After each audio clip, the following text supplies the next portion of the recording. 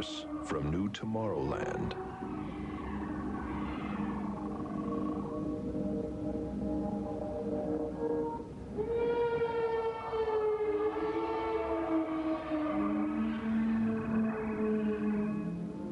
The fact is, everyone encounters alien life forms each day. We've just become accustomed to ignoring the evidence. We expect the first visitors from outer space to arrive in flying saucers. But there are new scientific suggestions that the microbiotic organisms, which routinely invade human bodies in the form of viral disease, may have extraterrestrial connections. These minute alien life forms may very well be the advanced invasion force, leading the way to test Earth's environment for more complex and determined creatures.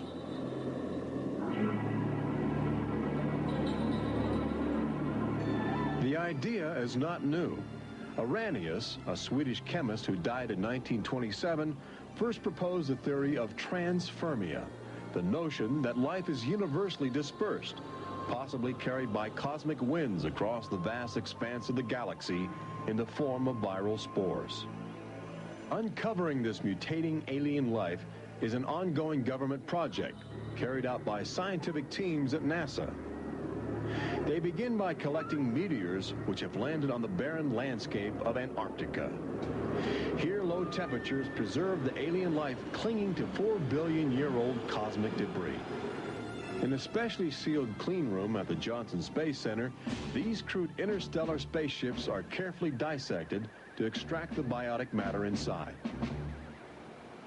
Amino acids, a kaleidoscope of organic compounds, and the chemical catalysts of life are analyzed with sophisticated gas chromatographs and mass spectrometers.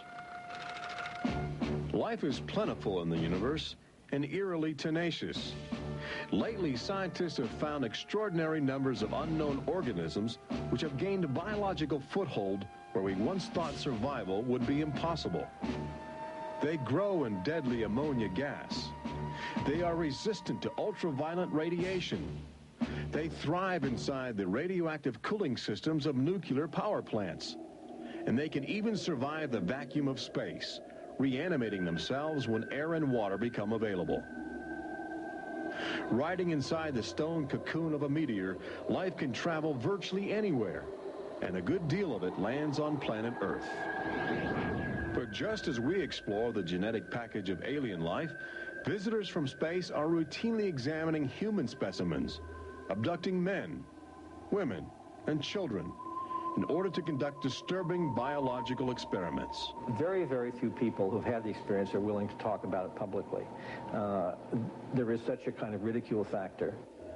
Bud Hopkins, researcher and author of the best-selling book Intruders, is America's leading investigator into the alien abduction phenomenon, and largely responsible for bringing the astonishing situation to the nation's attention.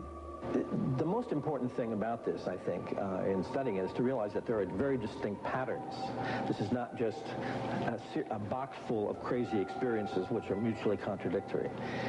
The patterns start this way. People are abducted first in childhood. When I go back into my memory, I don't know a day without them. And they are then re-abducted over many, many, many years. When I saw this light on the freeway, my first reaction was, oh my God, not again. I grabbed the side of my bed like, no, you're not gonna get away with this. You're not gonna get away with it this time. Then I feel lifted off of the bed, and the next thing that I remember is being on a table or a bench and these beings surrounding me. Samples are taken from the skin. There are very distinct scars that result from these biopsies, whatever we want to call them. I have a scar on my hand. It seems to be a triangle shape that's a half an inch by half an inch if you were to measure it. They were just red and blistery and kind of in a large equilateral triangle on each foot. The basic, most common mark is what we call a scoop mark. It's a circular depression, as if the aliens have used a little tool and removed a layer of cells. On my upper left inner thigh, I have two marks. There's a series of two. They're about 1/8 of an inch deep and about 1/4 inch in diameter that people call scoop marks, for lack of a better term.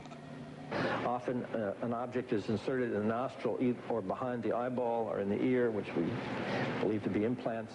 On my shin, between my ankle and my knee, were two puncture marks. In fact, I hesitate to call them that because they were larger and deeper. They were like two holes drilled vertically along my shin into my leg. And that frightened me deeply because I have no idea how those got there. I could only speculate as to why they were doing that, although I do know that, bone marrow contains genetic material, blood. They're interested in who you are genetically.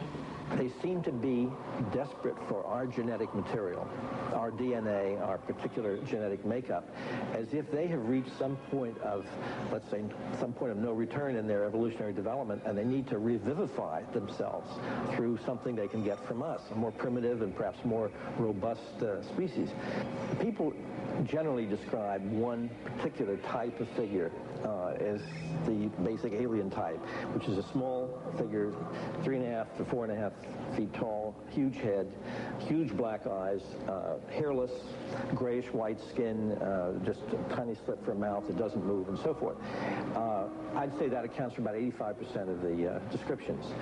There's some that are very, they talk about the reptilian being like sexually aggressive, and then there's some that look like praying mantis that are very mean and very violent. It is a violation of your body. It's a violation of your space. They don't ask permission. They take you. On this earth, when you are raped, when you are mugged, even if you don't see that person that is doing you bodily harm, you have somewhere to go. You can go to the police and at least give a report whether they do something or not.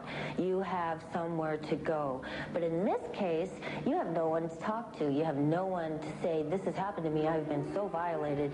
You don't even know. And you're not ready for this. My love life went to hell. My schooling went to hell. Everything went to hell. And it's terrifying. It's not fun. It ruins your life because you have nowhere to go. Twinkle, twinkle, little star, how I wonder what you are. Up above the world so high like a diamond in the sky. Makes me want to cry.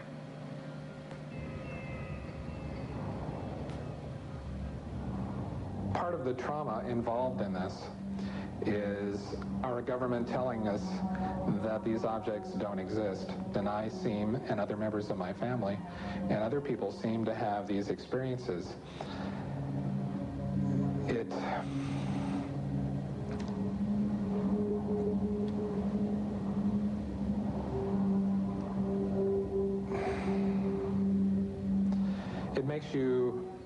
It makes you doubt your sanity.